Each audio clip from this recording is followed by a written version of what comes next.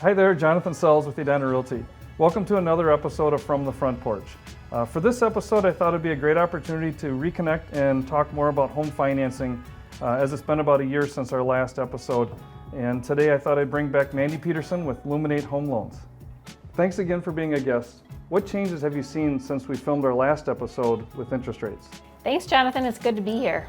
So the last time we talked, we were talking about rates jumping from the 2% range into the 4s. And here we are, we're on the verge of 7%. I really think people have to focus on the fact that rates being low were driven from COVID. So we were sitting in a very artificial environment. I don't know that we'll ever see interest rates in that range again. So those people that are waiting for the 2s and 3s to come back, you'll be waiting probably a long time. This is probably our new normal where we are. There's been a lot of talk in our industry about rate buydowns. Can you explain a little bit more about what those are? So I just had this come up yesterday in a conversation with a first-time homebuyer that I was speaking with. They were looking at just some ways they could buy their rate down and have a lower payment.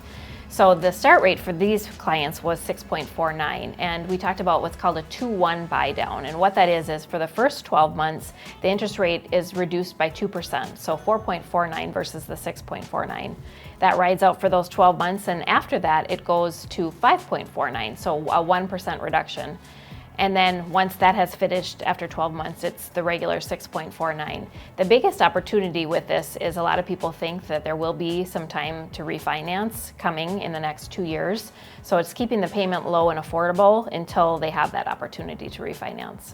So just to clarify, it is a 30-year mortgage, but it's just a way to reduce the interest rate for 2 years just to get a reduced payment. There are some caveats with the program, but I'm always happy to talk to anybody if they have questions regarding this specific program. A lot of people have been asking, what are jumbo loans? Can you elaborate a little bit more? A jumbo mortgage is a loan that's held by private investors versus Fannie Mae and Freddie Mac. And this year, the loan amount to be considered jumbo is $726,200 and above.